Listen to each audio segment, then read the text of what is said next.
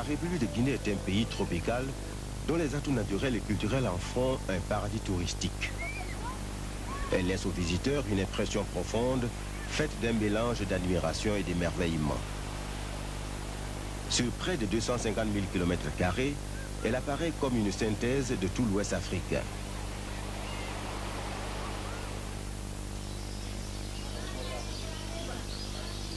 À côté des merveilles de la nature, ici et là à travers le pays, des vestiges se dressent encore pour témoigner quelques fragments d'un passé exaltant. Avec le premier comptoir français fondé en 1714, le littoral alors appelé Côte des Rivières du Sud fut le cadre d'un important trafic d'esclaves, d'or, d'ivoire et de denrées précieuses. Le visiteur méditera sur les décors du port négrier de Benti ou de Dominia, triste souvenir de l'abominable traite de l'ébène. Le fortin de Bokeh, inauguré sous le règne de Napoléon III, fut l'un des plus grands entrepôts d'esclaves de la sous-région. En 1889, le premier gouverneur colonial, le docteur Eugène Noël Ballet, s'installe à Conakry dont il fit la capitale des Rivières du Sud, sous la dépendance du gouverneur général de l'AOF à Saint-Louis au Sénégal.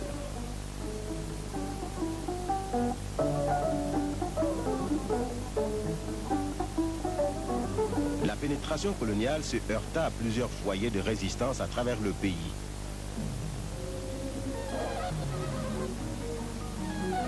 « 1898 marque un jalon important de la conquête avec l'arrestation et la déportation au Gabon de l'empereur du Wassoulou Larmami Samori Touré. Alors, à partir de 1903, la Guinée comprise entre ses frontières actuelles devenait une entité administrative coloniale française. Après 60 années de colonisation, la Guinée proclame son indépendance le 2 octobre 1958.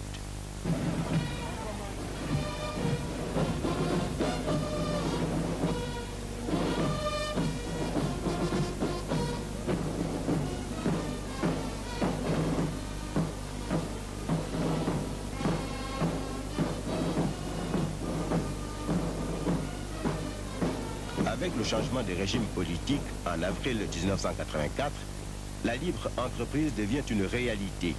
Aussi, le tourisme renaît et augure des perspectives optimistes et radieuses. La population de la Guinée, estimée à plus de 6 millions d'habitants, forme un ensemble cosmopolite de groupes ethniques dont la diversité dans l'unité est l'un des atouts majeurs de la richesse de son patrimoine culturel.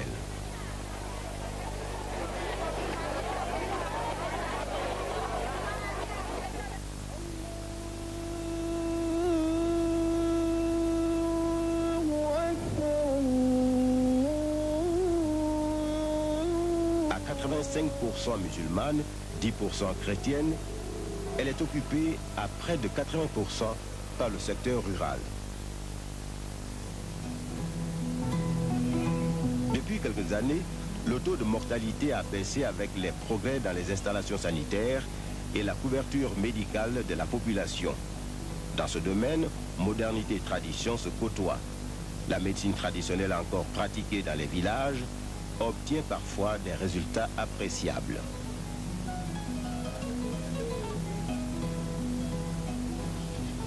Toutes les institutions sont laïques et la langue officielle est le français. Presque chaque village possède son école. Des centres d'enseignement professionnel et 2 grandes universités forment les cadres du pays.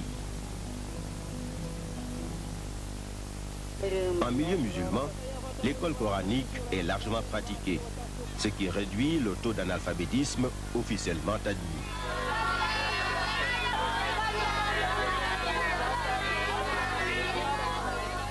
Plusieurs itinéraires s'offrent aux touristes et la Sogetrag, Société Générale des Transports de Guinée, lui propose plusieurs modes de transport pour le conduire du littoral aux profondeurs de la forêt dense à travers le contraste insaisissable de 4 régions naturelles distinctes.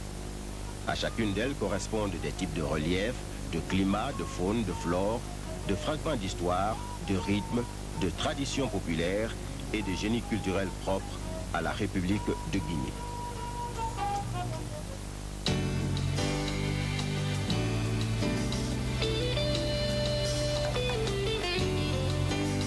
La Guinée maritime ou Basse-Guinée, à faible altitude, est une étroite bande côtière qui s'étend de la côte atlantique au premier contrefort du massif du Fouta-Djallon.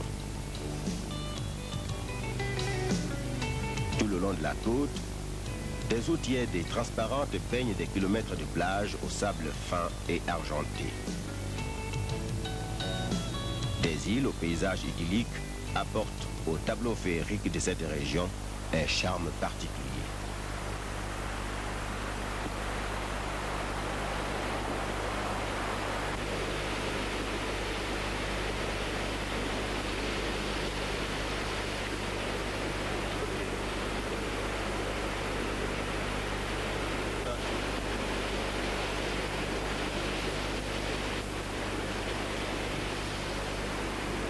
Aux îles de Kassa et de Roum, les plages ensoleillées et bordées de cocotiers offrent un cadre idéal de détente et de pratique des sports nautiques.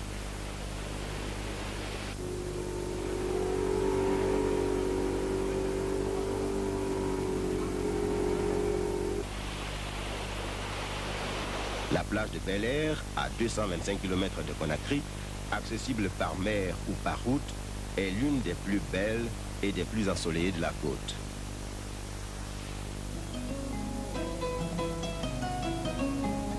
Dans un environnement agréable sur plus de 7 km de sable fin, la brise marine et la végétation luxuriante en font un site paradisiaque.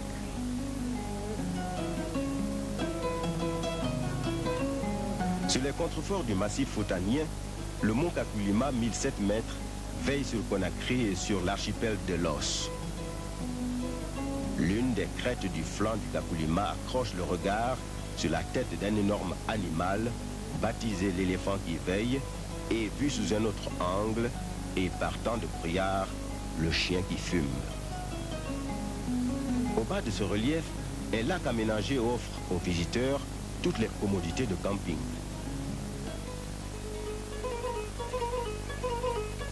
Entre la côte et les marches du Fouta à Kindia, le point culminant de cette région est le mont Gangan, 1115 mètres.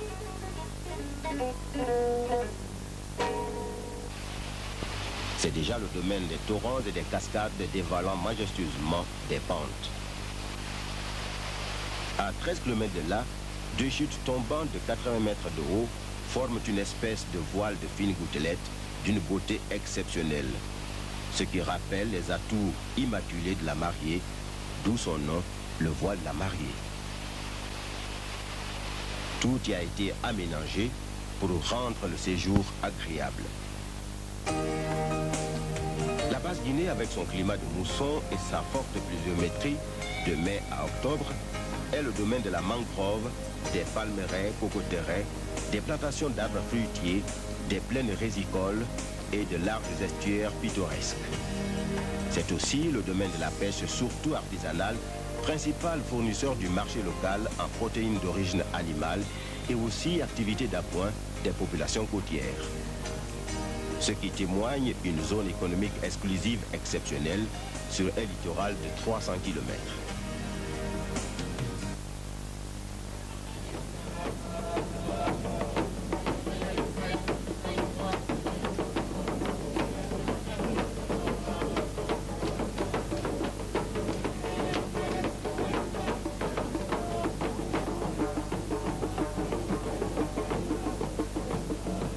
La Basse-Guinée, c'est aussi la symphonie et l'explosion des rythmes pendant les moments des fêtes, Nalou, Soussou, Lagma ou Baga, chez lesquels le masque joue un rôle de premier plan dans les traditions.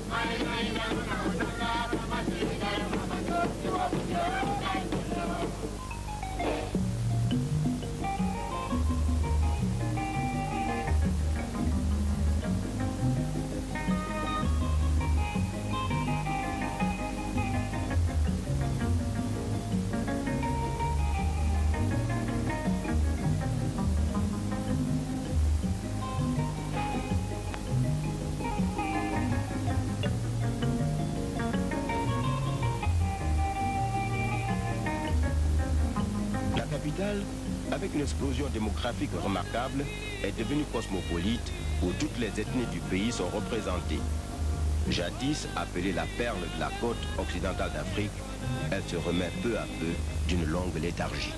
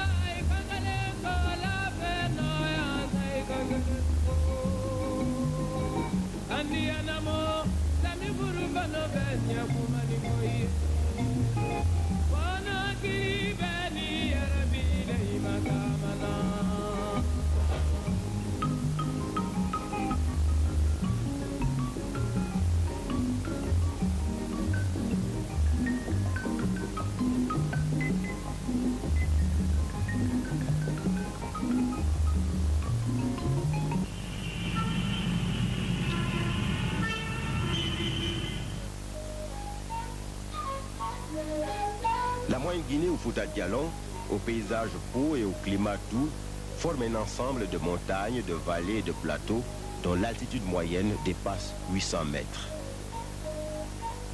Au Fouta, la saison sèche est accentuée par l'harmattan qui souffle de décembre à février, avec des températures nocturnes descendant en certains endroits jusqu'à 7 ou même 6 degrés. Le Fouta est le domaine des savanes arborées sous les plateaux, des forêts clairsemées sous les flancs des montagnes, des forêts galeries le long des rivières. À cela s'ajoutent partout des arbres fruitiers et quelques essences de pays tempérés comme le sapin.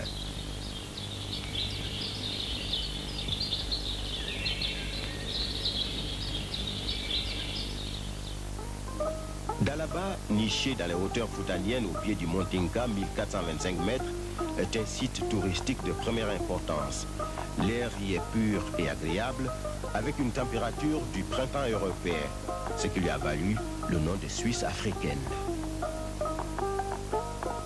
Avec ses vastes pâturages naturels, le Fouta est propice à l'élevage et à la culture maraîchère, notamment la pomme de terre, et à la culture du fonio et du maïs. Véritable château d'eau de l'Afrique occidentale, tous les fleuves côtiers y prennent leur source, ainsi que tous les grands cours d'eau de la sous-région, tels que le Sénégal, la Gambie, le Krobal et le Tenkiso, affluents du Niger. Les cours d'eau descendant en cascade offrent la possibilité d'aménagement hydroélectrique et agricole. Au cœur du Fouta, les chutes de Quincon avec des gorges profondes offrent un spectacle magnifique d'un arc-en-ciel. Le mont Laura surplombe toute cette région. À son sommet, une femme d'une beauté remarquable, taillée par l'érosion, défie inexorablement les cours des siècles. C'est la Dame de Mali, comme l'appellent les hommes du terroir. Ce véritable chef-d'œuvre de la nature suscite une grande curiosité. Le Fouta, c'est surtout les multiples facettes de la culture Peul. Avec son architecture, ses boubous et pailles en cotonnade, ses bonnets, ses sandales. Dans les ornements des cases, chaque élément porte l'empreinte de la finesse et du génie propre de l'artiste qui a su adapter avec goût et honneur la culture islamique. C'est son folklore aux accents poétiques dont la flûte pastorale du berger embaume la nature au coucher du soleil.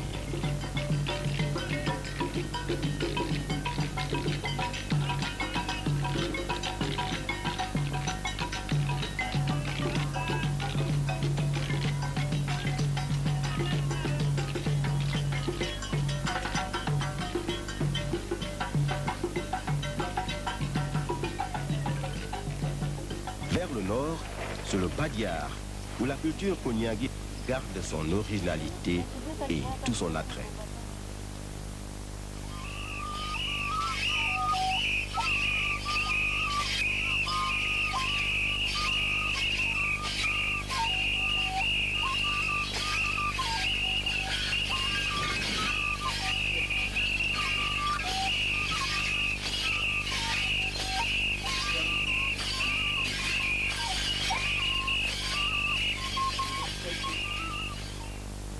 La Haute-Guinée, au climat soudanien sec, est une région de forêts arbustives et de savanes herbeuses où domine par endroits le baobab, témoin séculaire de tant d'épopées. Le Niger et ses affluents aux merveilleuses légendes constituent le principal réseau hydrographique. C'est une région de plaine risicole et de pêche fluviale. La Haute-Guinée, c'est le lieu des sites tumultueux de l'histoire du Manding.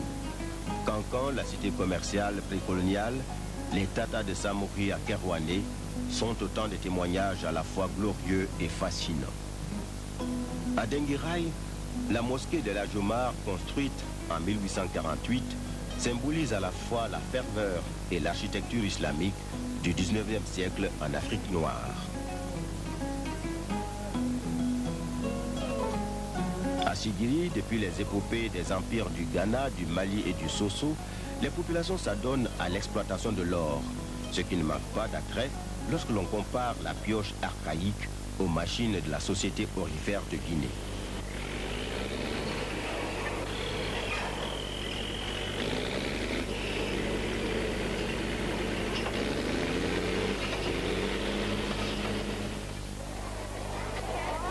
À Barro et Koumana, la fête de la mare sacrée au rite populaire offre à la veille de la période hivernale l'occasion de grandes manifestations rituelles traditionnelles.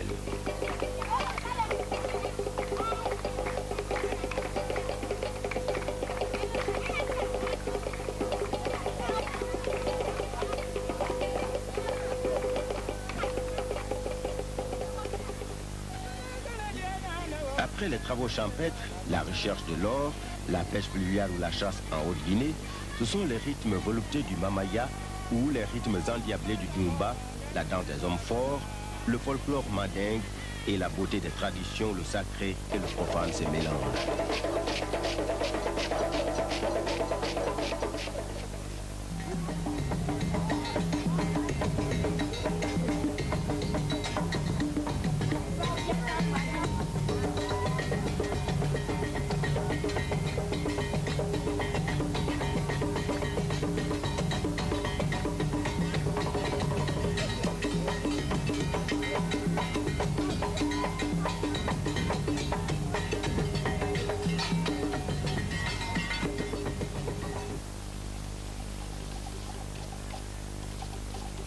Sur près de 13 000 km², la Guinée forestière se démarque nettement des trois autres régions par sa végétation luxuriante d'arbres géants et ses plus abondantes presque toute l'année.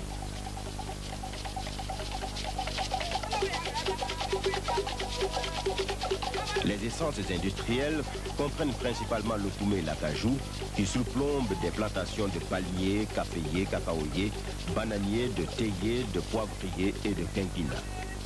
Région par excellence de culture industrielle d'exportation, on y récolte près de 13 000 tonnes de café par an.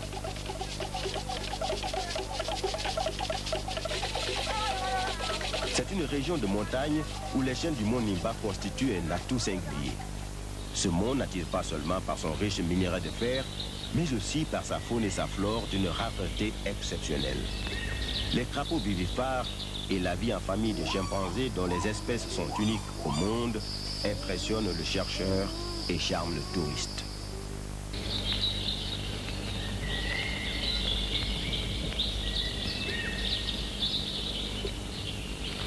Par endroits, des ponts en lianes tressés avec intelligence témoignent de l'ingéniosité des populations Kwélé et Loma.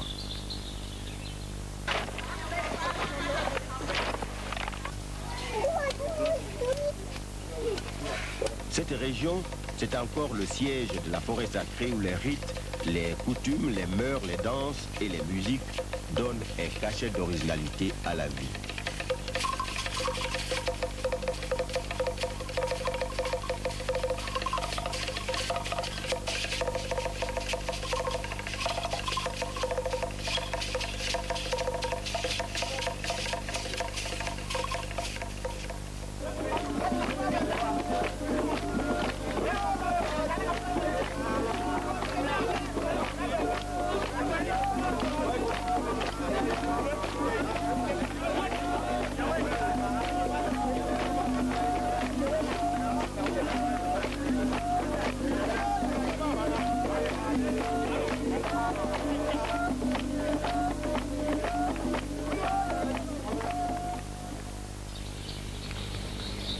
La Guinée, c'est aussi ses immenses potentialités agricoles et minières qui offrent un cadre idéal d'évasion saine.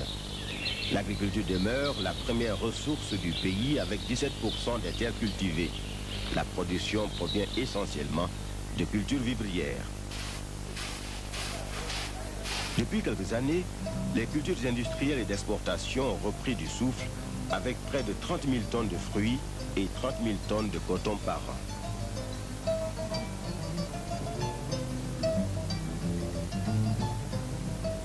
L'élevage, presque entièrement concentré au Fouta et en Haute-Guinée, est un élément dynamique et important pour le développement de l'agriculture.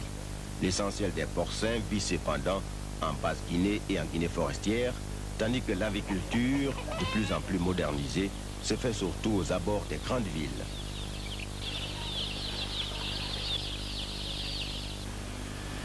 Les régions naturelles de la Guinée sont l'écrin d'un trésor minier des plus enviables du continent. À côté de l'uranium, du cobalt et autres minéraux non exploités, on évalue les réserves à plus de 13 millions de tonnes de fer, 2 tiers des réserves mondiales de bauxite, 50 tonnes d'or et 30 millions de carats de diamants. 3 sociétés exploitent la bauxite pour 13 millions de tonnes par an. Le secteur minier représente 95% des exportations, dont 87% pour la bauxite et l'alumine, ce qui place la Guinée au second plan mondial des exportateurs d'or rouge après l'Australie.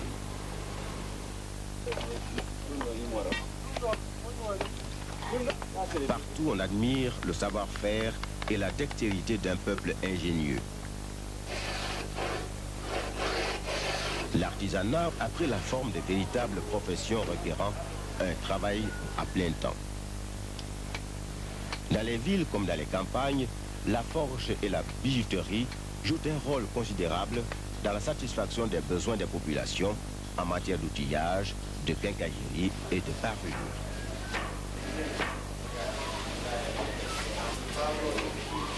Le secteur du bois et des fibres végétales était réservé presque entièrement au culte et aux cérémonies liturgiques. À présent, il produit une gamme parquée comprenant entre autres les articles d'ameublement, les nattes, les bancs, les sacs en raffia. La tannerie, la cordonnerie, la maroquinerie et la pocerie sont les principales activités des métiers du cuir et les bandes d'étoffe, les tissus teints et les vêtements, les principaux produits finis du textile. La poterie est presque entièrement pratiquée en Haute-Guinée par les femmes. L'industrie guinéenne, dominée par l'agroalimentaire, est concentrée à Conakry et ses alentours. Elle sert quasi exclusivement le marché intérieur. À côté, des petites et moyennes entreprises cherchent à satisfaire les besoins du pays. Par route, par mer ou par air, toutes les portes d'accès sont ouvertes pour entrer en Guinée. À l'intérieur, le réseau routier s'étend sur environ 14 000 km, dont 2 000 de revêtus.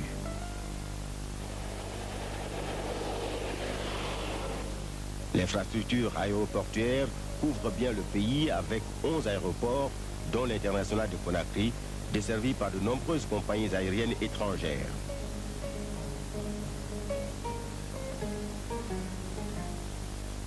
Le principal port commercial à Conakry est né au début des années 1900.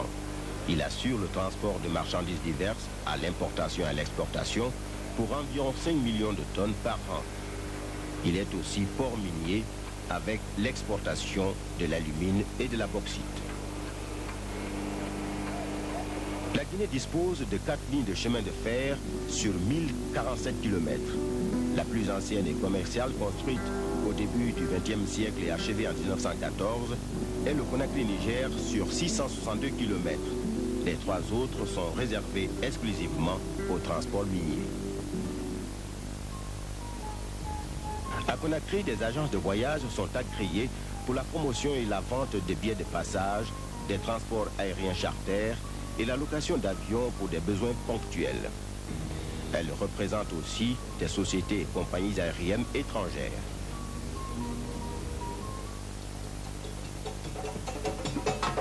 La Guinée, c'est cette trilogie, musique, danse et chant, qui remonte aux siècles les plus reculés. La kora, le balafon, la guitare, le tam-tam, le violon, la flûte figurent parmi les instruments qui accompagnent les récits des louanges, les chants et la danse.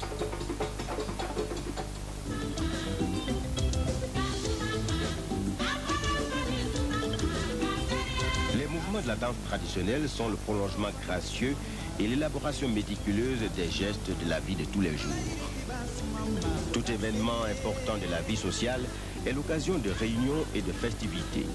C'est une marque de solidarité et d'hospitalité d'un peuple généreux.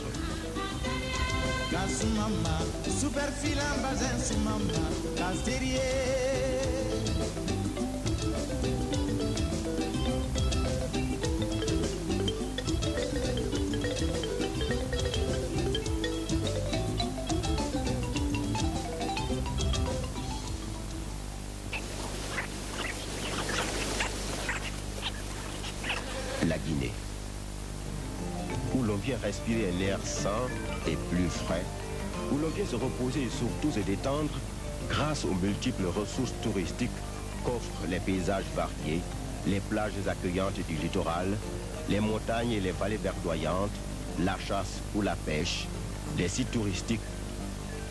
Enfin bref, l'accrément d'une population accueillante aux riches traditions. Pour croire en sa beauté, visitez la Guinée et alors, vos souvenirs seront intenses et durables.